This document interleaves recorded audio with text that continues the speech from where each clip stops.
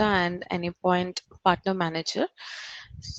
So I hope you all will get to learn and also share your experience with it. These are some guidelines that we follow since we've been doing virtual events. We can skip this now because we already are past 10 minutes.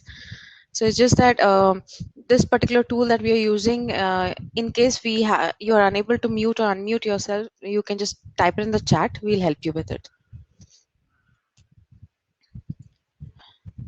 So the agenda for the day, we have already started with the introductions. When we will be following with the two topics of the day. We'll have a quiz round wherein we'll have three quiz questions, and we'll expecting three quiz winners who will be getting prizes like it's always done. And networking time is something. So whenever we take a break, we can have networking. We can end the session also with networking. So should I pause? Manish, anything you want to say? No, I think we can get quick introduction about you, Sudeshna. Then Yeah, yeah. okay. Hello, everyone. My name is Sudeshna Mitra. I work at Accenture as a MuleSoft tech architect, and I've been associated with the MuleSoft community for the last two to 3 years. We've started this MuleSoft meetup of Mumbai in 2018, so it's almost been quite a long time. So thank you, everybody, for being part of this group. Thank you. So, Manish. Yeah, so thanks Sudeshna for quick introduction. Yeah, I'm Manish Yadav, working as an integration architect for Millennium. So I mean my role is basically to integrate different system. Basically, my technology is only MuleSoft. So yeah, I mean I have a uh, other messaging service knowledge like Solace, and nowadays I'm just integrating uh, how MuleSoft can help organizational to achieve event-driven architecture with the help of Solace and other messaging service. So yeah, that's all from my side. Hello everyone, my name is Akshita Sawant. I'm working as a senior solution consultant at Apicero, and yeah, I've been working on MuleSoft for like past 3+ years, and yeah, I've been like writing blogs and speaker at a few meetups and sessions. Apart from this, like yeah, I'm aspiring to become a MuleSoft architect. I have cleared the architect certification, but I'm looking out for more hands-on practice and all, and gaining knowledge. Yeah, that's it from my side. Thank you. Thank you. We can pause here, and if anybody is still very new and wants to introduce themselves, uh, we can wait. Else, we'll proceed to the next slide. So, anybody who wants to introduce themselves.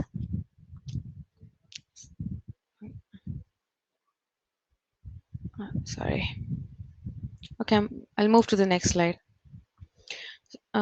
This slide is empty. Akshita has already shared the exam readiness part, and also about where we get to meet. Like we use Telegram or WhatsApp to meet and discuss MuleSoft related problems, and also Yeah. we'll share those links once again in the end of the session. Yeah, so Yeah. so there's a quick update like Yeah. on the latest release. So Yeah. recently, I didn't get chance to add on this slide, but I can add couple of points to the community. So recently we released 7.8 Studio. So you can download the 7.8 Studio and you can play with the more enhanced way of using DataView with 7.8 Studio. And also we have released recently 3.9.5 MuleSoft Mule runtime version.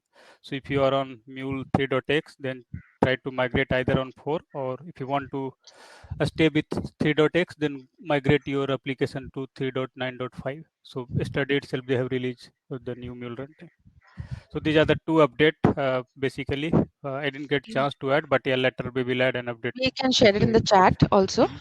Yeah, and we'll add it in the slide and publish it yeah, while Yeah. exactly. publishing. Yes. Yeah. Apart from this, like we have a new set of ambassadors. I mean, there are some 8 ambassadors who have like newly added in the team last week. So I've just sent the link. You all can go through them as well. Okay. Yeah, that's it. We'll add that in the slide as well later. Yeah. Correct. Yeah. So moving on, today's speakers, introducing today's speakers, Shekhar Sinha and Nitin Dole, and they are a part of Accenture, and they are technical architects as well as certified MuleSoft architects. So I will give it on, like Shekhar and Nitin, you all can introduce yourselves when you start your part of the session. So thank you for volunteering and sharing your knowledge with us. Thank you, Sudesh. If there's no more questions, I'll stop the sharing and hand it over to our speakers, and we can start. Okay, so let me introduce myself first. So I'm Nitin Dole. I'm working with Accenture. From last 7 years, I have more than 16 years of experience in IT. From last 4 years, basically, I'm working on MuleSoft, and then last, more than 2 years, working as a integration / platform architect. I have, done my both certification, architecture certification, 2019. Now, basically, I need to renew those certifications. I'm also, a keen learner of cloud technologies. So I am, AWS certified solution architect associate as well as professional. And before this MuleSoft, I worked heavily on the TIBCO. So I have, a good amount of experience in integration technologies. So yeah, that's on my introduction. So let me share my screen. Then we can start with the presentation.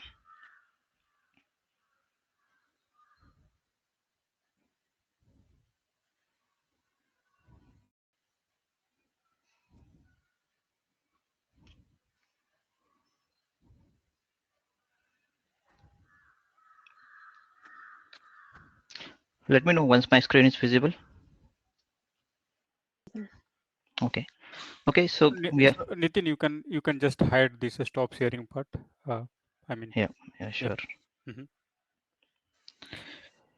Okay. So we are good to start now. Yeah. Thanks. Okay. So I'm going to, talk about this dynamic client registration in Anypoint platform using Okta as a identity provider, right? So we'll talk about, this is agenda. So we'll talk about what is client management and, how we can use Anypoint platform as a client provider, or how can, use other external identity provider right here with Anypoint platform. Then we talk about the OpenID Connect dynamic client registration, what it all about. So that is first part, and the second part basically we'll talk about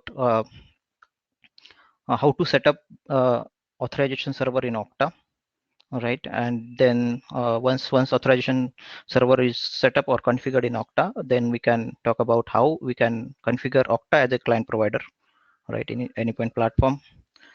We will talk about the Anypoint OpenID Connect access token enforcement policy, right? So this is the policy basically, we need to enforce on the API if we need to have this, OAuth token validation, right? Then we'll talk about the Okta group, what is Okta group, and how we can use that, where it will help us.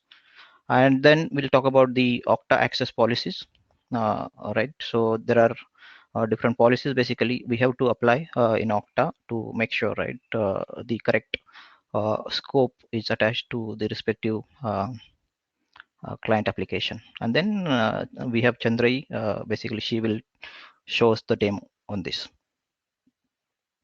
Okay, so what is client management, right? So when we say client, we are referring to the API consumer, right? So the consumer of it, or API, whenever we create and publish API, right? In any tool, basically, not only Anypoint platform, right? So when we publish an API, and then there are consumers, basically API consumers. So we need to definitely take care of multiple things, right, when it comes with respect to the client management. So when we say client management is the consumers of the API, and management with respect to those consumers, right? So the things like onboarding, when once we deploy the API in the production and we need to give access to some consumers, right, we need to onboard those consumers or client in our tool, right? What should be the process to onboard the consumer, right?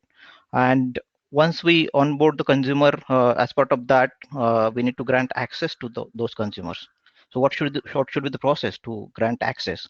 And when we grant access to consumers, then there has to be some approval in place, right? So every API will have API owner, and the API owner should decide basically which consumer should get access, right? So what should be the process to have the correct approval in process? So what are the capabilities available with Anypoint platform? I think most of you must be aware, right? The capabilities available with the Anypoint platform to have the approval in place. So we'll discuss about that as well.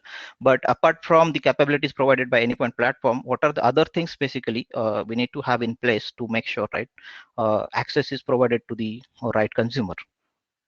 And a few other things like rolling over the credential, right? So when you give access to consumer, there will be some credential associated with that consumer, and then how you will roll over those those credential to make sure you definitely don't want same client ID, client secret, or same user ID password, right, for forever. So these are the different things, right, we need to take care as part of the client management. So when you when you set up your platform, or when you want to expose your API to outside world, right, so you need to have the right processes with respect to client management, clearly define and set up and clearly communicate to your team, right? Because this is very important. So when you define, so whenever you bring in new API, these processes has to be defined and has to be well defined and communicated to every developer as well as the users of your API. Okay, so let's talk about the first one, onboarding. So with the help of Anypoint platform and how we onboard the consumer or a client application, right? So we raise a request whenever we publish API, right? And then API is published on the Anypoint Exchange. We raise a request, right, from Exchange for that particular API or instance of that particular API, whether it's a test, dev, or prod instance. And then as part of that process, we create client application, and then that client application, basically other information basically we capture with respect to that client application, and then that client application is created in the Anypoint platform and maintained in the Anypoint platform. But in this process, where are we having approval from the API consumer, not API consumer, sorry, API owner? So that API owner has to approve it, right? So, and suppose, consider the two scenario. Your API owner is suppose non-technical person, he's a business owner, and most of the times he will be business owner, and he really doesn't want to go to your API manager and then approve the request. So you need to have process in place, somewhere like you will ask the API consumer to raise the service now ticket, and then once that service now ticket is raised and approved by the API owner, then you will have admin team, the Anypoint platform admin team, who will take care of approving that request and linking that approval with the service now ticket. So this will help you to create the linkage, right? For this particular service now request, I have approved this particular request, right? So that is one piece of it. And then other base, basically to understand success of your Anypoint platform or your C4E or your API, basically you want some kind of reporting, like I want to know basically how many are the consumers for my API. So if you have one or two API, you can very well go to the API manager and you can see okay, these are my these many contracts are created against my API and these many are my consumer, right? But in the large scale, in any organization which is publishing API, right, in hundreds and 200s or even 500s, right, APIs are published to production. So you need some capabilities where you will create a dashboard and you will show, right, for each API, basically these are the consumer, these many consumers, and each suppose these are the top 10 API basically having maximum consumers, and this will also help you to derive your reusability. So these are the different Sorry, things. Nitin, I can see only the agenda screen. I'm not sure you have. No, I'm talking on the agenda screen only. Okay. Yeah, we'll jump on the high level interaction diagram that is on the next screen. But I'm just giving the overview. I'm just covering the first point as of now. Okay, great, thanks. Okay. Yeah. So these are the different things basically we need to consider as part of the client management.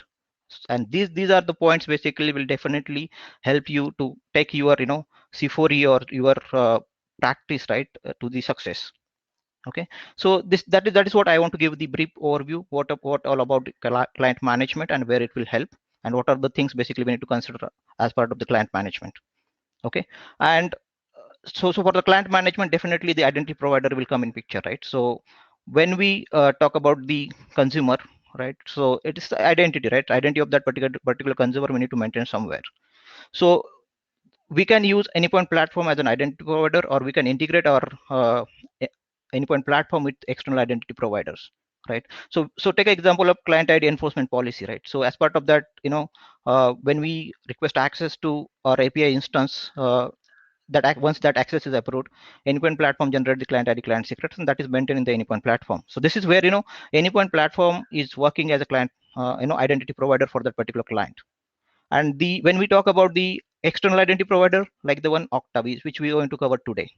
So Okta will basically take ownership of maintaining identity of that particular consumer or that particular client.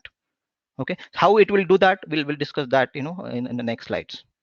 Okay, so this is basically the overview I wanted to give with respect to client management and the clients provider, internal as well as external.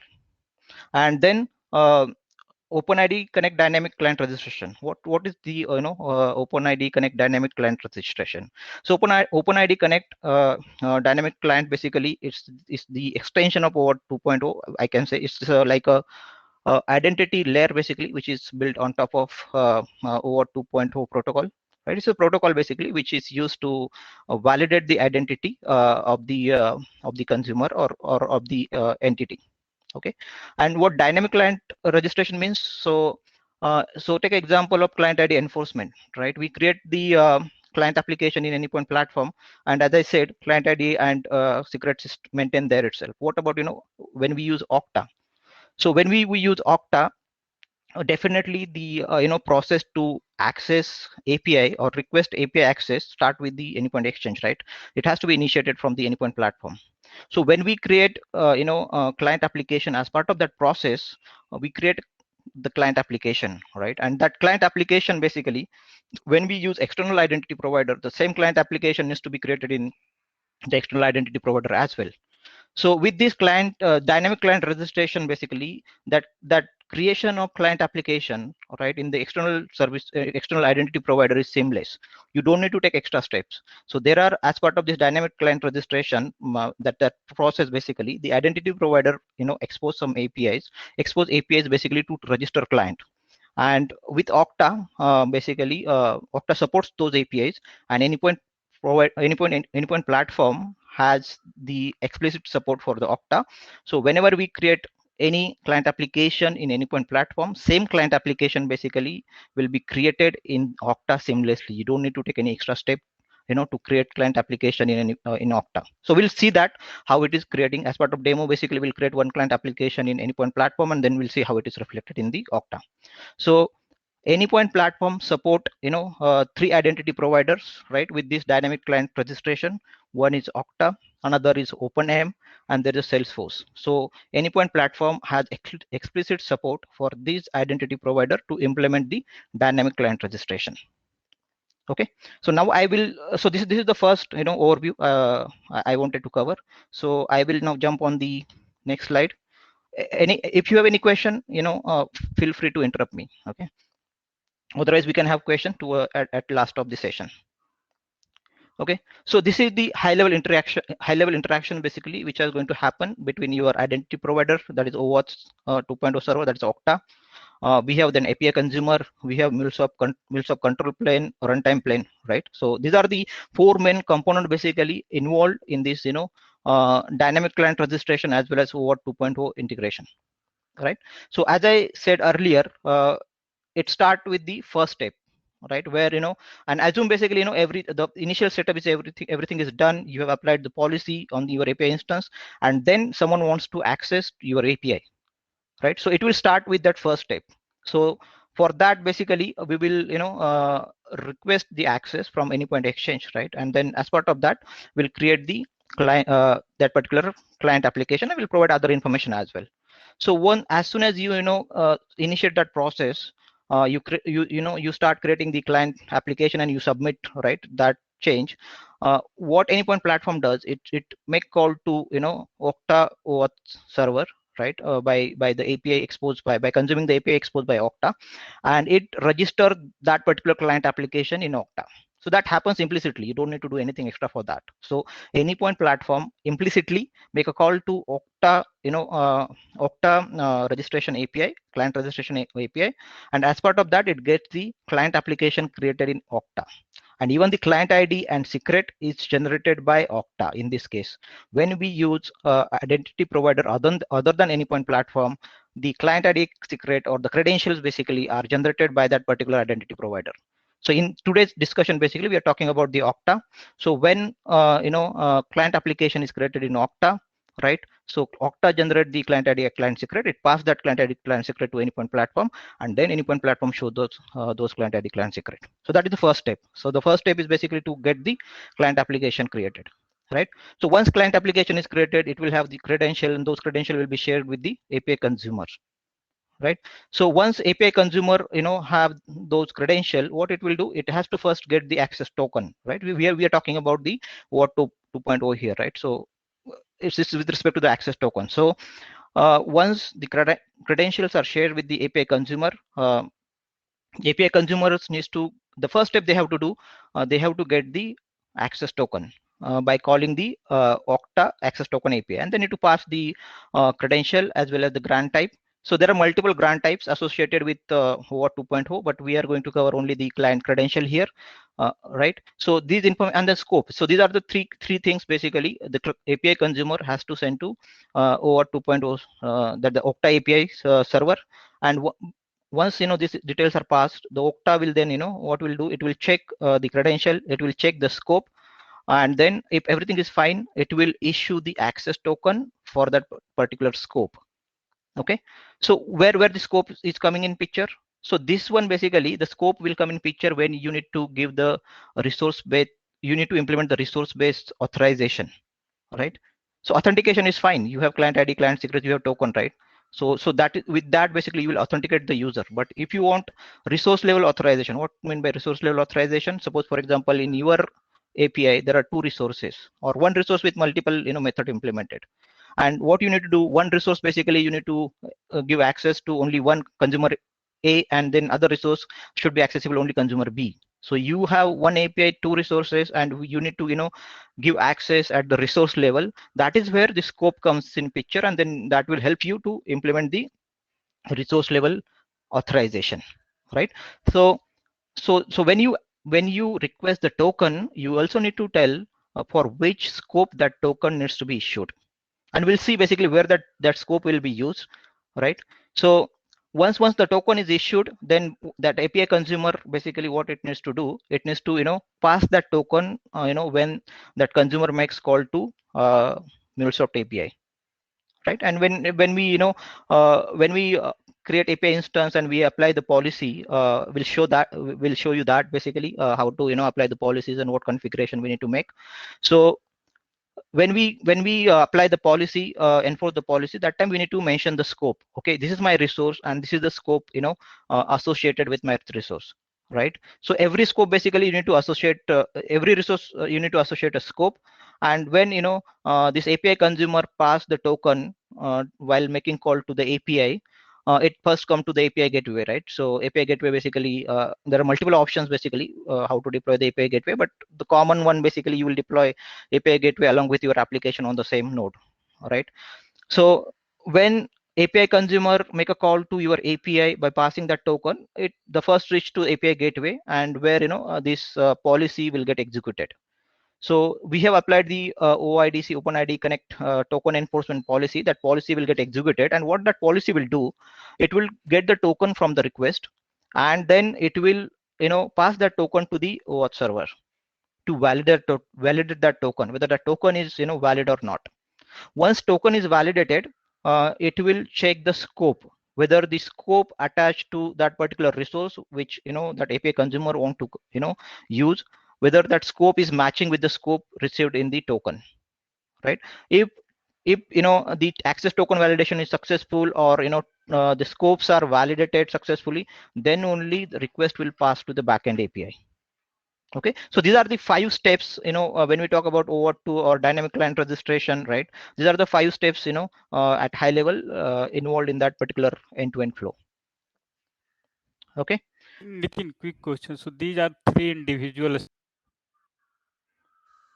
Yes, you're creating through access, I mean any point exchange like request access, then automatically client will get created in Okta server. right. Okay. Yeah.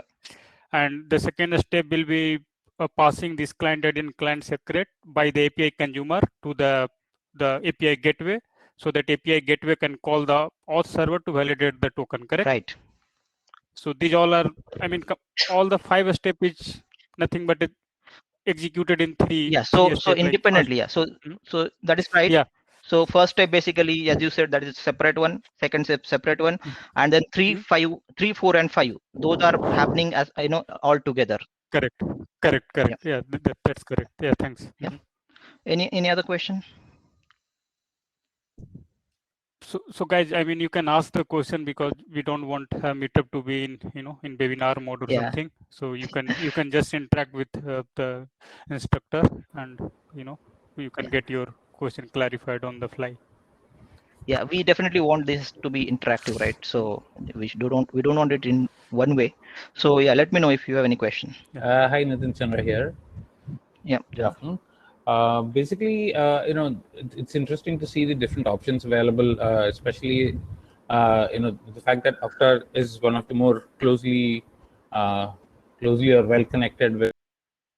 My question is, how do we actually, or what's the specific advantage of going with Okta over some of the other identity providers? Because I think that's typically angle which you need to decide even much before you actually start seeing the tool. So what would be your typical decision criteria for it? Correct. Yeah, it's a very good question. So we need to see which identity provider are explicitly supported by Anypoint platform, and which one are supporting dynamic client registration. As I said, for dynamic client registration, basically as of now, explicitly supported by Anypoint platform or Okta, OpenAM, or Salesforce.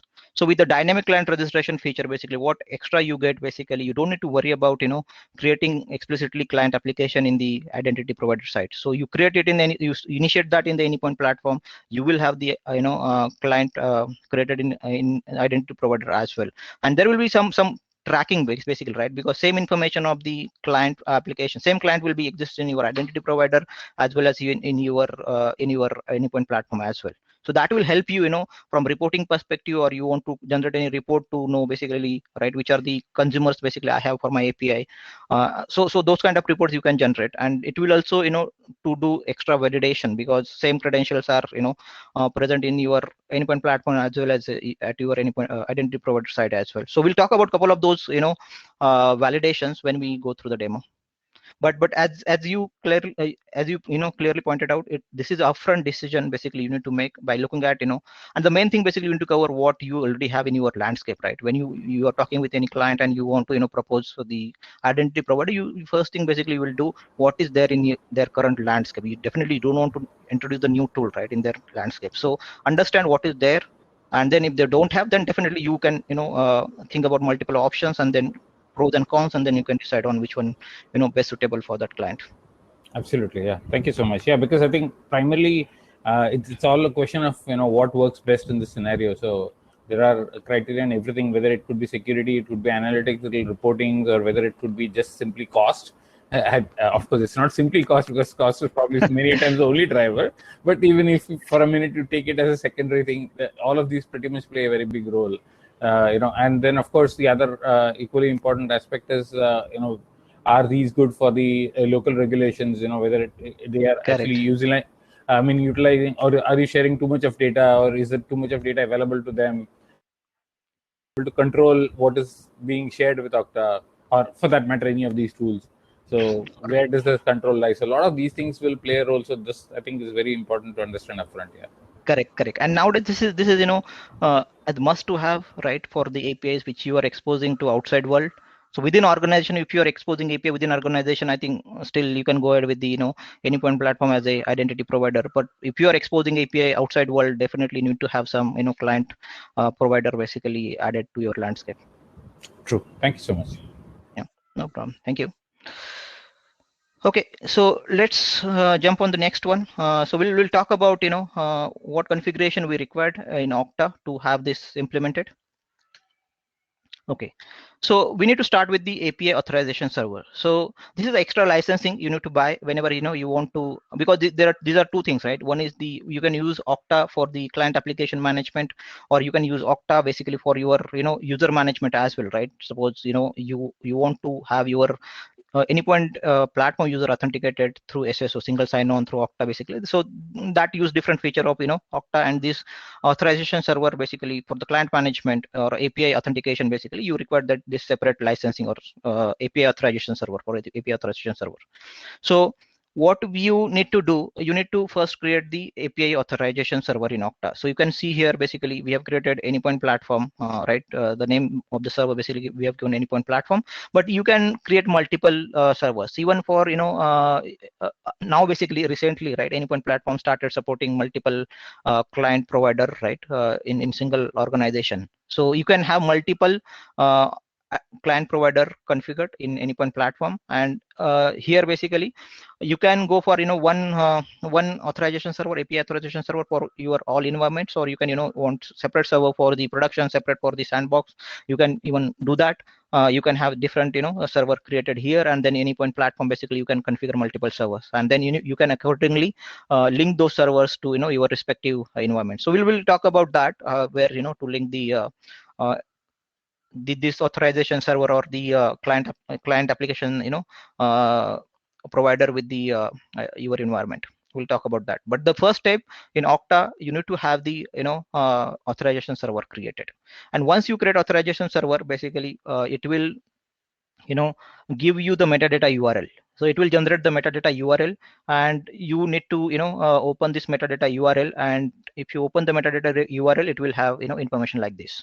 So all basically everything you want to have, right, to have the this Okta configured in your Anypoint platform, all that information will be here, right, from the URL perspective. For example, issuer or authorization endpoint or token endpoint, right? So all that information basically you will get it from here. So when you create Anypoint, when you create the authorization server, API authorization server, it will show you the metadata URI. So you just copy paste this particular URI and then open it in the browser. It will give you all this information. So keep this open, have it handy, and then there are a couple of more things also we need to do. We need to create a token. Okay, so with the same authorization server, you need to have the token created. This token is also required when we do the configuration in Anypoint platform.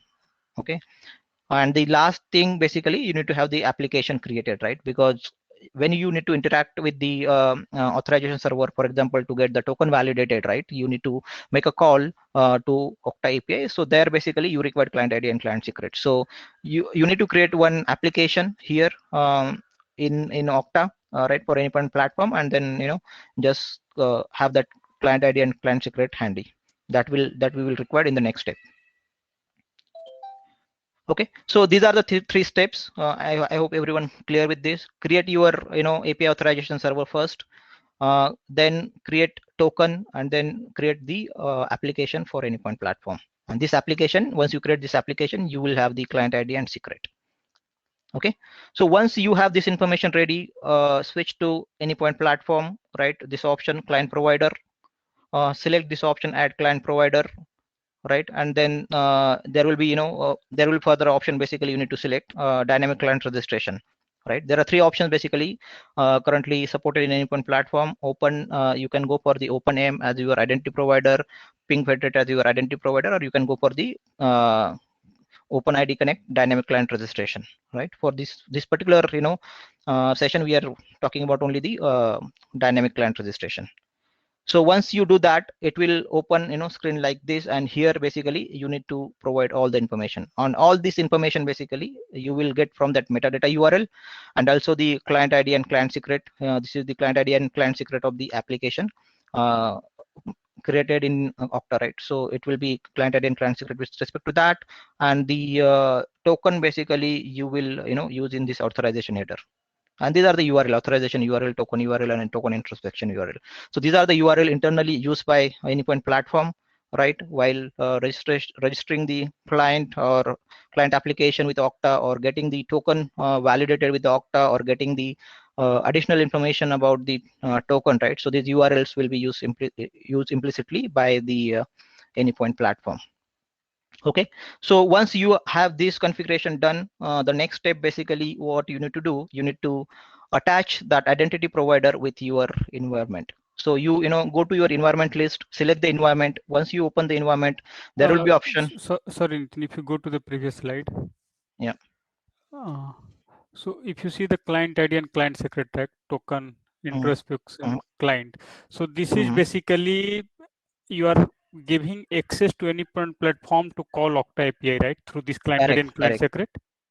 Correct, yeah. Okay, and this is what you have created application in Okta server. Correct. So yeah, you once you create application in Okta server, it will provide the client ID, client secret, and this we have to configure here. And the same client ID, client secret will be used by Anypoint platform while connecting to Okta. Okay. While calling the different Okta APIs. Yeah, good. Okay, thanks. Okay. Yeah, so here basically once you have the identity provider configured in Anypoint platform, you need to link that identity provider with with your environment. As I said, you can have more than one identity provider configure, client identity provider configure, and then you can link the identity provider to your with your respective environment, right? So for example, here basically what I'm doing with the sandbox, my sandbox environment, I am basically attaching this particular Okta for the client management. Right, so this is a mandatory step. You unless and until you attach the identity provider with your environment, it will not be shown while enforcing the policy, right? So the policy will not be shown, and then while configuring the API instance, that this option will not be available. So by default, it will be using the Anypoint platform as a identity provider. But if you want to use anything other than the Anypoint platform, you need to link that new identity provider with your environment. Okay, so yeah, so these are the two steps we required at the Anypoint platform side from the client provider configuration perspective. So once this is configured, the next step basically apply the policy, right? So now you have the Okta API authorization server configured, you have the client identity provider configured in Anypoint platform. Now basically what we need to do, we need to apply the policy, right? OpenID Connect token enforcement policy we need to apply. So for that, as I said, on the configuration of the API instance, you can see that there is a client provider option, right? So by default, it will be client provider will be Anypoint platform, but if you link new client provider with your environment, then it will start showing the different options here. So I have linked the Okta there, so that's why it is showing me Okta in the drop down. So I need to select Okta here, and once I select Okta here and I go to policies, then it will start showing me the OpenID Connect token enforcement policy. Unless and until you are not changing the client provider here, it will not show the OpenID Connect that policy. So you have to select the client provider for that particular API instance. Okay, so and then this is the policy. Once you select the this policy, it will open this window, and this is where basically we need to configure our policy.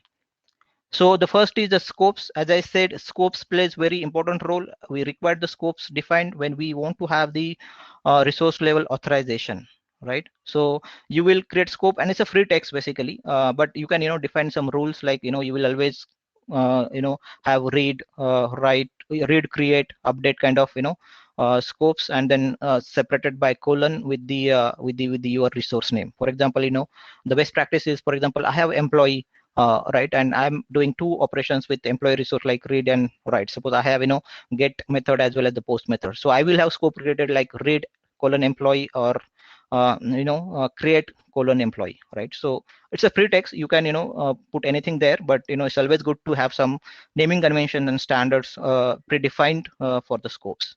Okay, so in the first tab you will put your scopes. Then this is the TLS validation. This is if you want two-way TLS kind of thing, basically while interacting with the identity provider, you can tick this box. Expose header, this is basically required if when this policy is executed, it will generate some header parameter, and if you want to have those header parameter available in your implementation, you can tick this box, so those headers will be propagated to your application implementation. The next one is the skip client ID validation. So this is where suppose we want to have additional check on whether my contract for that particular application is approved or not, right? So if you don't want to check that, you can simply tick this box. It will not check whether contract is valid or not for that particular application in any API manager, right? But if you want to have that check in place, you want to check whether contract is valid or not, you should not tick this box. And the best practice is basically you should not tick this box. Okay, and then you apply the this policy to respective resource by providing the method and the URI for that particular resource. Okay, so once you configure this policy, the next step basically what you need to do in the Anypoint platform. The next thing basically in the Okta, you need to switch to Okta. Sorry, Nitin, if you go to the previous slide, sorry. So a skip client ID validation, right? So this is automatically will get validated by API manager. So it should not come here, right? I mean, what is the? No, so what it does basically, this is the extra step. Suppose you already have the token right in place. You have your client management through the external identity provider, right? And on top of that, basically, as we are using the dynamic client registration, same client details will be present in your Anypoint platform as well, right? So the client ID and secret will be same. So along with your token validation, you also want to validate whether the contract is approved or not, or contract is valid or not. So in the API manager, we can, when we raise the request, right, access request, we will get the contract created, right, in the API manager for that particular consumer. And you need to approve that contract. If you have opted for the manual approval, you need to approve that contract, and you need to check that basically whether that contract is approved or not, or whether that contract is valid or not. If you want to have that additional check as part of this policy, you know that this particular option will help here. If you skip this client ID validation, it will not check whether there is a valid contract available or not for that particular consumer. Okay, so I have used JWT token enforcement policy. There, what we have done, just I'm sharing my experience because it might be, I don't know, but like for application, we have a 2 client application, and both the client application have a different client ID, I would say. And what we have done, so we have retrieved the client ID from the token through the claim set using the data view expression, and we have just wrote the expression like if client ID coming from claim is equal to this client ID, then allow. So that if you have a 2 client application, right, I am just asking API manager to allow only 1 client application based on the client ID validation, not to allow other client application for 10 days or 20 days, something like that. You mean, right? So yeah, just retrieving the client ID from claim set equal to the client application 1 client ID. So this is what data view expression we used to write to validate the client ID. Another client ID will get validated because I haven't, I have ticked, I mean, use the client ID validation pattern or something like that. I'm not sure. Correct. Like, so yeah, so same thing basically you can do here. Suppose you want to, you have not ticked this option, and you can revoke the access. Suppose you want to give access to particular, you don't want to change anything. Exactly. Temporarily. Yeah. So if you can actually, if you don't want to change anything, then all the client application registered with this API will get access to your backend resource. Right. But if you apply this validation policy for one of the client application, then that client consumer will only be correct. It can access the backend resource or implementation resource, whatever. Correct. So that basically you suppose there are 10 client applications, and suppose temporarily you want to give access to only one. So what you can do, you can go to the API manager contract, revoke the contract for remaining application, right? And then with this validation, basically the request will fail for other client application. Even if contract is approved, I can ask API manager by applying some data view expression in the client ID validation, like equal to something to client. Yeah, that anyway you can create custom policies, right? You can create custom policies. Suppose there are suppose some requirements not fulfilling with the out of the box policy, right? Because this is the out of the box policy. So if out of the box policy is not fulfilling your request, you definitely can create custom policies and have the checks by using the data view expressions. But my understanding is quite same, right? Like JWT only, correct? Or yeah, so definitely JWT and this basically works on the same line. The only thing basically there are few additional steps you are getting out of the box. Okay. I understand it, right? It's basically in the way it is out of the box right now. It is giving the same flexibility, but without having to write the database thing by probably just enabling or disabling the option. Whereas I think, like you said, if you need more fine tuning, which is obviously of a different level, then it becomes more custom policies, which will be layered on top of this original policy. Yeah. Okay, good. Yeah. So the next step, basically, what we need to do, we need to create a scope, right? So we have attached scope in our policy, right?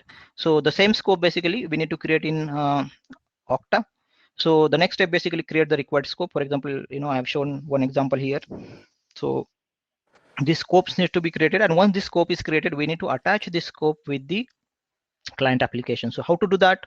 So there are options in Okta where you can write your access policy, right?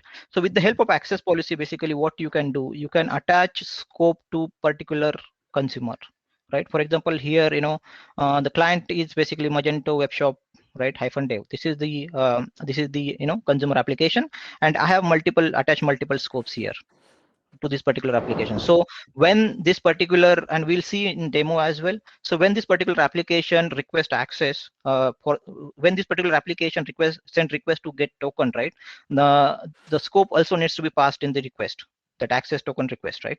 So if that token, the scope basically which is passed in the request is not following, is not from the list which is attached here, Okta will not issue token for that particular consumer, right? So whatever scope is passed while requesting the access token, that scope must be linked with that particular consumer as part of this access policies, right? So these access policies are used to link scope with the consumer. Okay, and this is basically to make sure the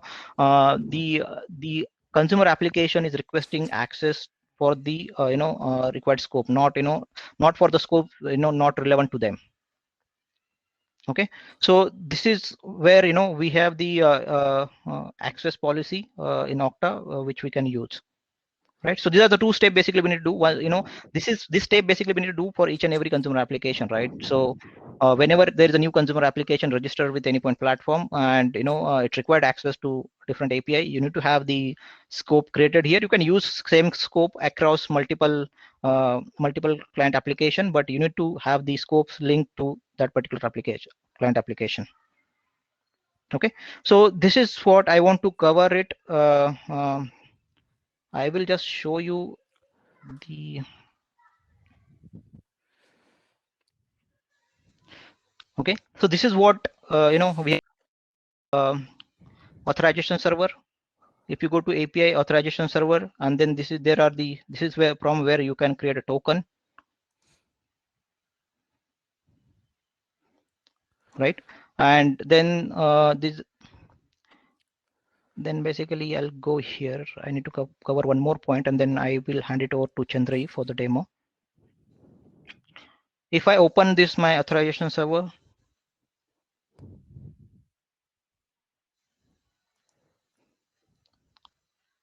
right? So this is the metadata URL I was talking about, and this is where we write the access policies, right? For example, this web consumer will get access to token with only this scope, read employee, right? If that particular consumer is accessing token for some different scope, he will not get token.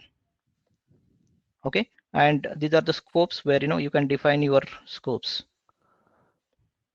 And there is one more thing I wanted to cover, like the groups, right? So all the application, basically what do you want to do, groups, basically, because you are going to have different client application for different environment, right? Definitely you don't want same client application basically having access to your all three environment, right? So suppose one client application accessing your dev instance, test instance, production instance, you don't want that, right? You want to have separate client application created for each environment. That is the best practice, right? And client ID, client secret is attached to the application, right? So you will have different client application created for each environment. And then basically for better management and monitoring perspective, what you can do, you can create different groups, one group for the dev environment, one group for the test environment, one for the prod, and accordingly you can assign the group to respective client application. And then if you want to look at all the client application created for the dev environment, you can just click on that particular group. You will get list of all the application belonging to that particular environment. Okay, so this is where you can use the Okta groups. Okay, any question before I hand it over to Chandrai? No, good. Yeah. No. Okay, thank you. So Chandrai, yeah, it's to you now. Can you show the demo? Yeah, sure. Thank you, Nitin. So this is Chandrai.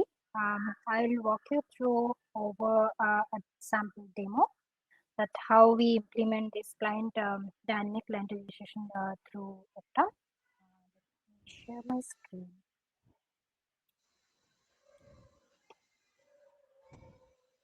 Okay, let me know if you are able to see my screen. See, Chandri. Yeah.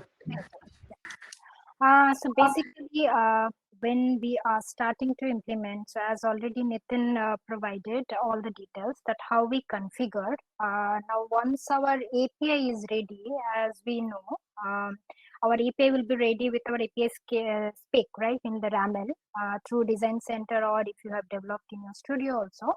So once you publish that RAML in your Exchange, so there you can access all your endpoints here, right? So the API spec should come with your security schema, which can actually define that it is actually abiding by your OAuth 2.0 security mechanism, because you are telling all the clients that this API will accept only OAuth 2.2 token through your client ID registrations, right? So basically you can see here the security will be OAuth 2.2. This will be your access token URL. This will be authorization URL any platform is using in the backend. And the authorization grants, as we will be using here authorization code, because we will be retrieving the token every time we want to access an API resource. And then there are two options. So basically how we want to do the transaction to the implementation backend URL, right?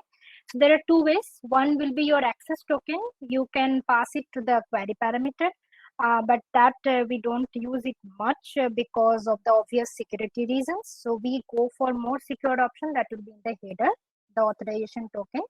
The OAuth 2 token will be passed in the header, right? So either one of them is required, not both. So as you can see, you will not be using this one when you are using for authorization, right?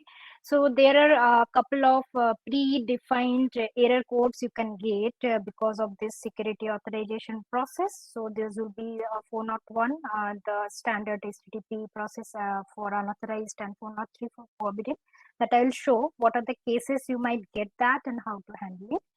And then similarly, so for any resources, you can see we have attached for all the resources, the security scheme is for OAuth 2.0, right?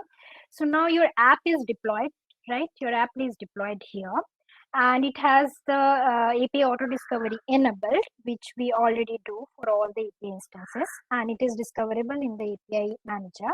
Now, when we actually provide the client provider for Okta, we will be attaching the policy for OpenID Connect Access Token Enforcement. So here the policy goes like this: as if you apply to all resources, it doesn't work because it has to accept based on your scope you defined as an administrator.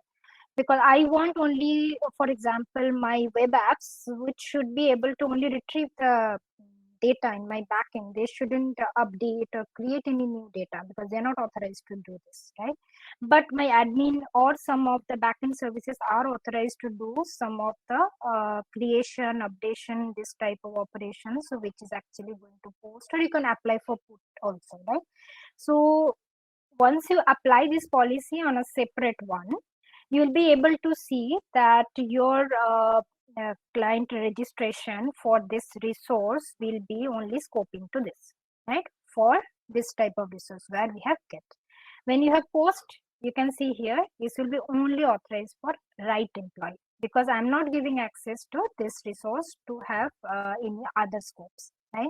So anytime you can add any more, this type of resource separately, what you can do is you can simply add it here, and you can define more policies as already Nitin has shown, right? You have to write your scopes here, what scope you want to provide, and then you can opt for these options as your requirement, and then you have to choose your specific methods. These methods you can apply from here, right?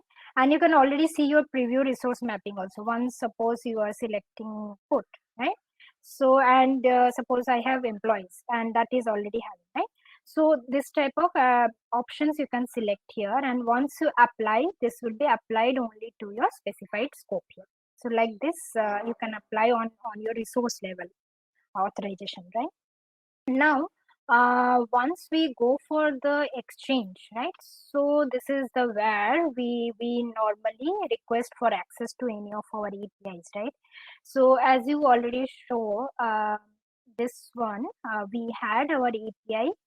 There are two apps already. So I have given access to my web consumer only for reading my backend services. For employee admin, I am giving access to only create and update all the employee data, right? So the one Nitin was explaining already.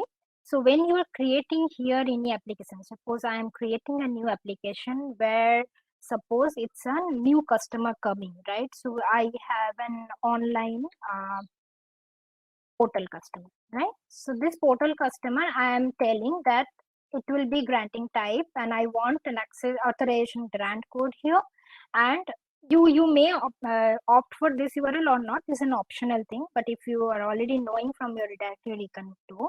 But once you create here for this, then because I have defined already, so I have to give it. So once you give here, so here I have already mentioned my SLA tier, because I don't want to be it auto approved, right? So that I know that who are accessing my API.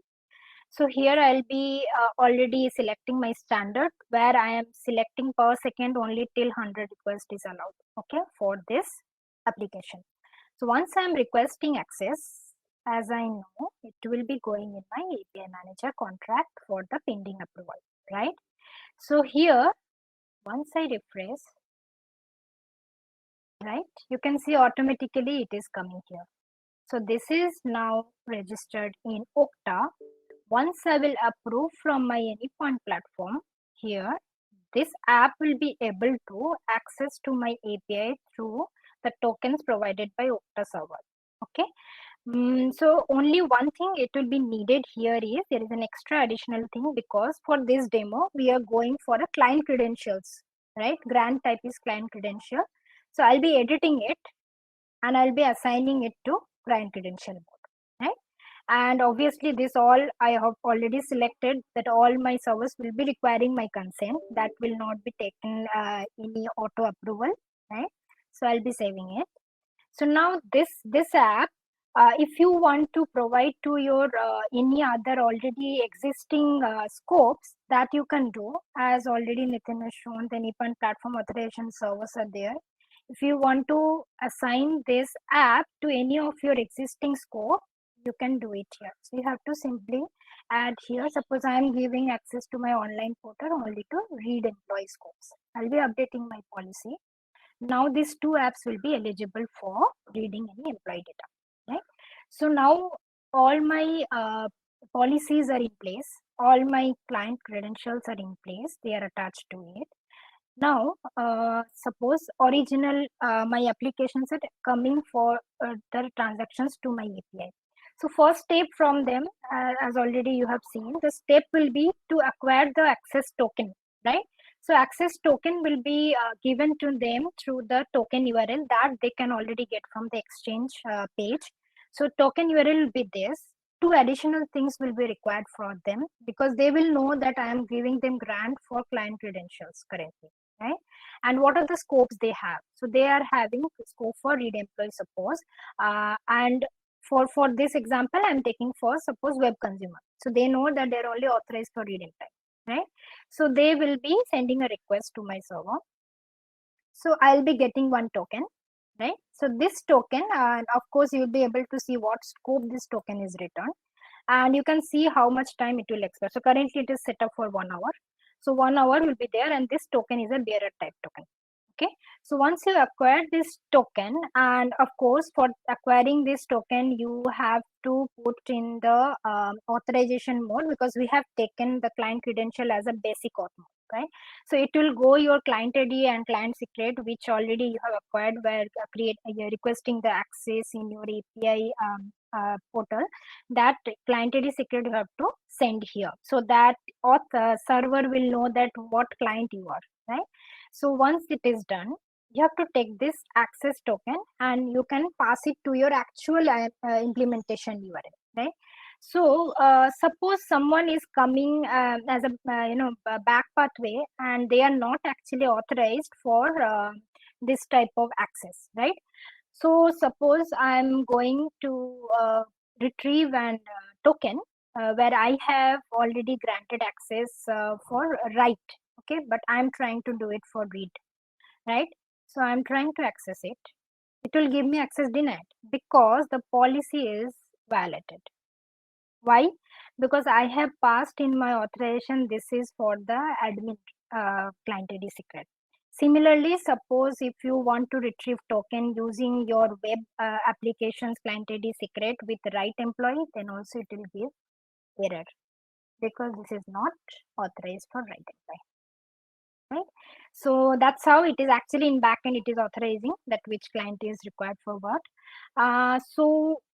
Similarly, as I have shown, same this type of scopes, you can change the scopes and accordingly your client applications, credentials, right?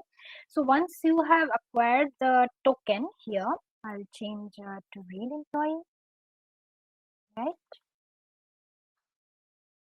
So I have acquired my token. So this token, I have to take it. So obviously your API flow will automatically take care of this token. So this token, it will, suppose I am going to request to my get employees, because I have authorized this URL to be accessed by web portals. So I have to give that token to my bearer token authorization, because this is a bearer access token. So I am hitting my request here, right? So it will be able to get it. So by chance, if this token is, suppose is an invalid token, somewhere you have got this token that is not a valid token, it can tell you this is an unauthorized token has been revoked, right? And in case this token is expired also, you will be able to see after 1 hour, it will be a token has been revoked error will be coming here, right? If you are accessing with a invalid scope, then also already you have seen, right? So if I am taking, suppose from I'll be taking from a right scope, okay, my another client is already having right scope, that is my admin. So I am taking admin access token and I am trying to get this access through my another client app which is not authorized for this. So what it is saying is it is forbidden for this client and these required scopes are not authorized, because I am trying to access with the right scope access token for a get employee.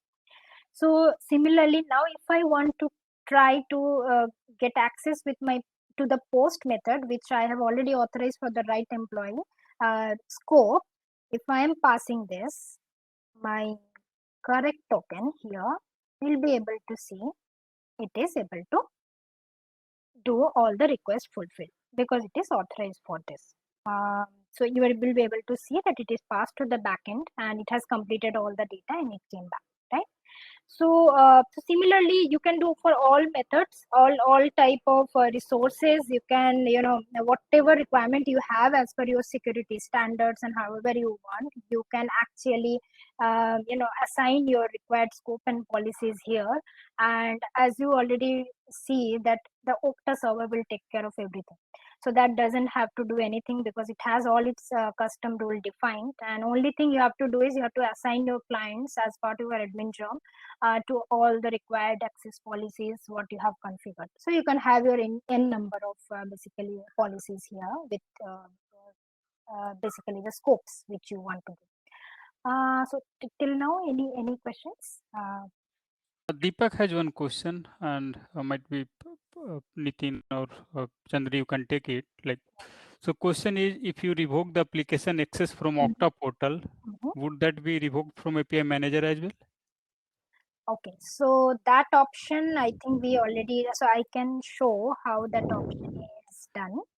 Let me show it for you. So basically, when Nitin shown earlier, right, when we did this client provider configuration, so we have one advanced setting. There we actually tell this. If we are doing enable client deletion and then we are doing an updates in IDP, both way it is enabled. So basically, if you delete from or revoke from Okta, you can do it here. And even from your endpoint platform, if you are deleting any client, that will be reflected in your Okta server. So that's the dynamic part here. Okay, did I answer your question, Deepak? Yes, yes. So that means will it work both the ways? Because earlier when I was just saying you were creating a client application for you are creating a contract for a particular API, and that contract is actually visible in the client applications on the Okta portal, right? Yes. So if you delete that particular, the one which you have created earlier, like online portal, right? The new application, if you delete that, would that be deleted in the API manager as well? I mean the contract.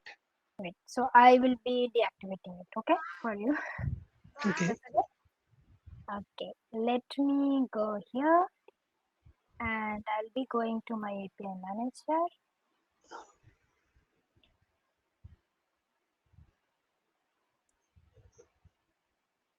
So currently I have 3 contracts.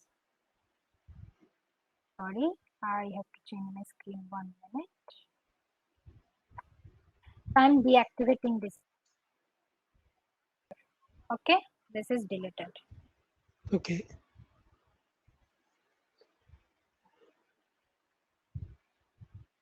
Obviously, as of 1 minute, I'll be refreshing it. So this is approved, but this is deactivated. Now this will not be able to access it here. Okay. Because I have option only for here deletion. Yeah. So you want to revoke it? If you want to revoke, it will be revoked. So there another thing basically, see, take it this way. If you disable the application from Okta, that application won't be able to get the access token, right? And without access token, you won't be able to consume the API, right? So it has to be active in both the places, right? If you deactivate it in the Okta, you won't be able to get the access token and you won't be able to consume the API. Yeah, so that's correct, Nitin. But what about the deletion, like the Deepak question? Deletion should work, as per their documentation. No, I have not tried that option. Correct, because see, so when you said deletion should work, it should some API call going from a Okta to a endpoint platform, right? And this is something that I'm not seeing any Okta configuration to delete the application, and I'm quite curious to know, because Deepak has raised very good question, and I'm also interested in. Yeah, we can check on that, because even I have not tried that option. In the configuration, basically it says, right, you can delete from either Okta or the endpoint platform, right? But I have not, personally I have not tried that option. Maybe we can take this offline and then share that information basically, right? This one, Nitin, actually I tried. This works actually opposite way. Okay, there is no option in Okta to delete your client application. This option is when you are deleting from any point platform, that should reflect in your correct. That's what, yeah, that's what our understanding also, because you are configuring the client application of Okta in the endpoint platform. So endpoint platform has access to delete the API or delete the application from the Okta. Yeah, that's correct. So Deepak, you got your answer, right? Yes, yeah. So one way will work, other way will not work. That is what my understanding. Yeah. Good. Because Okta will not be able to delete your application because the trigger is from endpoint platform, and that is dynamically registering in. Yeah, good. Thanks, I think it's fundamentally something where the base, the access belongs to Anypoint, which is it's handing over to Okta for a while. So it's almost like Okta is a trustee in that sense, right? So the trustee really cannot remove the base thing. So in that sense, it's only a one-way flow there. Exactly. Yeah. So it's for your authorization purpose, it is doing on behalf of exactly. Yeah. So that's what I think on practical, Deepak, I deactivated the application. As you can see now, it will say invalid client, though it is approved in endpoint. Right. Yep. Yeah. Yep. So Like that. the- And the same thing, you can do it here. As if you want, you can revoke the access here. I think you question for revoke also. And now the automatically, if I want to do it, obviously it will not do, That's right? So you can do anyway. Actually, whatever you want, it is as per your requirement. If you want to deactivate your admin site, you will be able to deactivate your authorization server not to authorize this client anymore. right. Yep. And then one more thing, Chandri, basically you can show revoke the access from any point platform, and Yes. don't tick that skip client validation and show the response we are getting. Yes. Yeah. Yeah, sure. So let me revoke the access for web Yeah. consumer. Okay. And I will be updating the policy. Just a moment. So policy is not having that option ticked, right? Skip the client validation. So try with that option, before, just try this option before, taking out that. Revoke.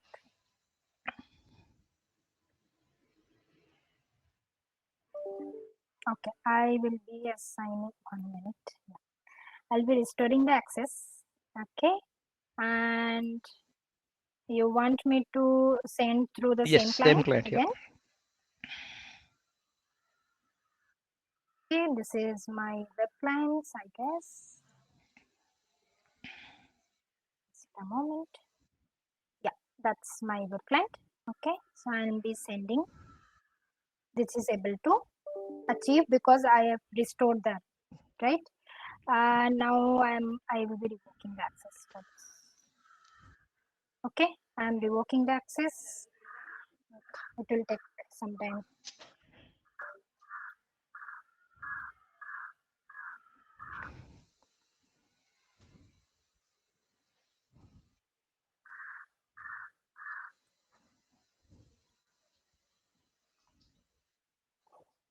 Okay, I'm sending here.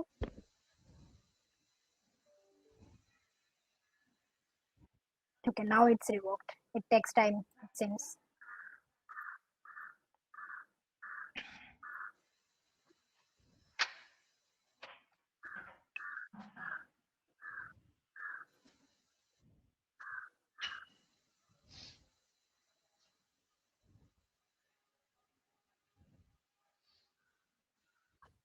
Okay.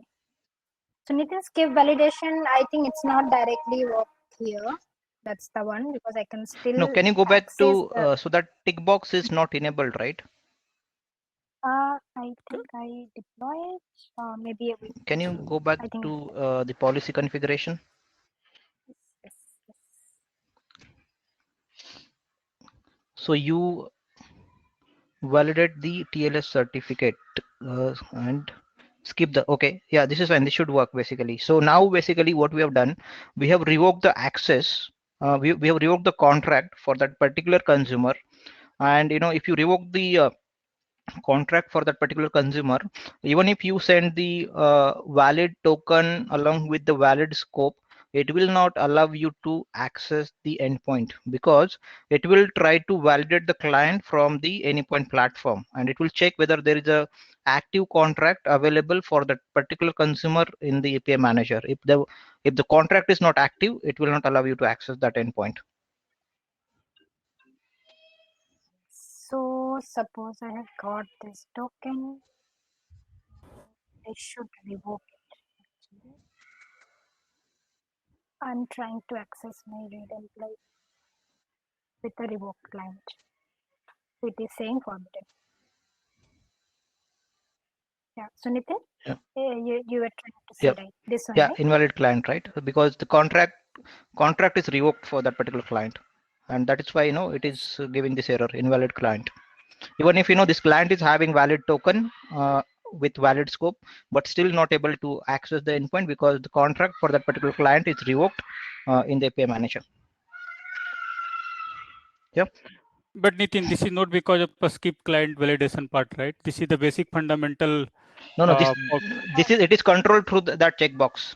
Okay, If you want to skip that validation, even if you don't have the valid contract, it will still allow you to access the endpoint. So that checkbox is meant for that purpose only.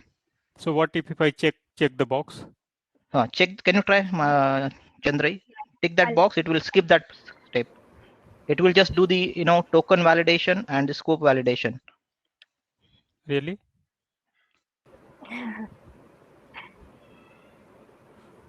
Just a moment. 1 minute. It will try to apply it. Okay. So I'm trying to access it.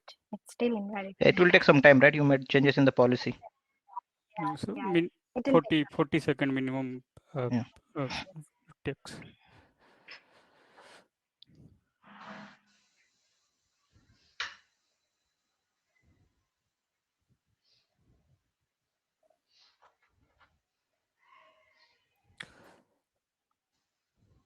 Any other use case, Chandrai, we want to show till that time? I think we have all the endpoints. Okay. So anyway, if you want, so I can go for on all. So Nitin, meanwhile, there is a question from Deepak Rath in the chat. You can take it for now. Okay, what is that question? Deepak Rath.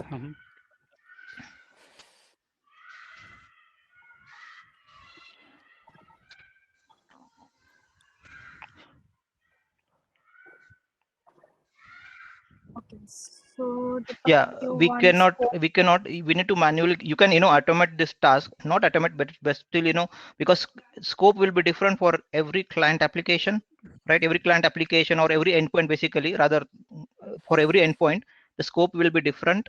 So as of now, basically, there is no option where you can as soon as you link the scope with the policy, it cannot be dynamically created in any in the Okta. You have to do it manually. Yeah, I hope I have answered your question, Deepak. Okay. We will try once more. Yeah, you can see now it is success. Yeah. Okay. Any other question?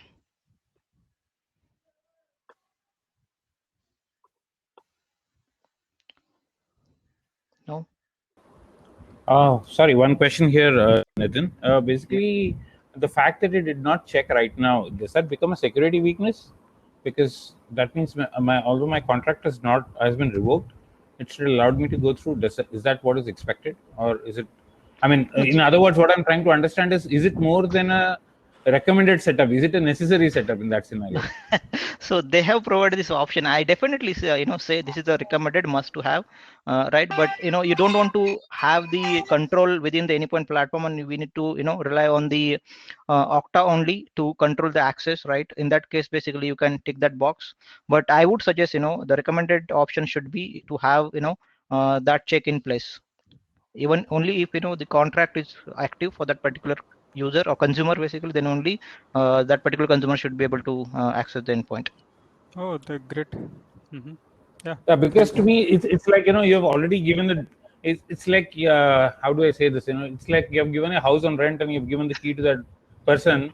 Now it's like it's recommended to close the door. Does not make sense to me. If it does not close, finally it's your house, which is also going to get messed up. So it seems a little kind of contradictory in the way it is recommended right now. Yeah, it's basically, if you want to rely with Okta to control the access, then you can skip this validation. But you want to have control, right, at both the places, Okta as well as Anypoint platform, then definitely this option will help. Okay, thanks. Yeah, Nitin, thank you so much, because this is something that totally new for me, and I've learned today from this meetup. Quite new. I was having the different understanding. So my understanding was correct, but this is quite new learning for me, at least. Even if contract is not approved, still you can able to hit the Okta server to get the the details and everything. So yeah, that's a security weakness. So Chandra, might be for you, it's quite a good point to raise this. Right. Yeah, I was a little worried about that because yeah, we need to see basically the flexibility or weakness. So we need to take a call on that. Yeah. if it is So Chandra, providing you as are a expert in facility, that. you can skip it. Then definitely, they want you to skip. You need to act on it accordingly, whatever your need of your organization is. So they are just giving you a kind of an extra master key. You need to, depending on your need or your requirement, you can play with that. True. Yeah, I would say, it's like, putting 2 locks on your door. Yeah. Right. The two locks, max you can put. You want to go for 1 or 2? Yeah, you need to decide. Yeah. Okay. Any other question? Yeah, thanks, Nathan. Thanks, Chandra. Okay. Very good demo. Thank you. So Manik has announcement that secure your homes. Okay, so even if you are getting rent, you must secure your home. So this is the announcement from one of the MuleSoft ambassador, Manik. So yeah, make sure. Yeah. Okay. Good. Thanks. Thanks everyone. Thanks, Chandra. Thank you. Thank you all. Thank you. Thank you, Nitin. Thank you, Chandrai. So Sudeshna, so what's next? Are we going to take a 15 minutes break and then we'll regroup again? Or? Yes, we can do that. Yes. We Yes. also have a quiz, like we can take it later also after the break. Yeah, sure. We'll do it together, all the 3 questions, and we'll, at the Yes. end. So let's have a break, Sudeshna, and quiz part will take it. quick one, end of right? the yeah. Everybody's okay. 6:30, 6:45. Shall we resume? Yeah, I'll put the timer on 15 minutes. Shikhar, that's okay, right? Yeah, that's absolutely fine with me. Yes. Thank you. Thank you. Yep. Regroup in 15 minutes. Resume back. So Shekhar, be ready with your, I don't know, snacks or dinner or whatever. Yeah, but it is a snack time here, buddy. You okay. It must be lunch time for you, right? Yes, correct. Yeah. Okay. Cool. Thank you. Okay. Thanks. Thank you. Yeah. Guys.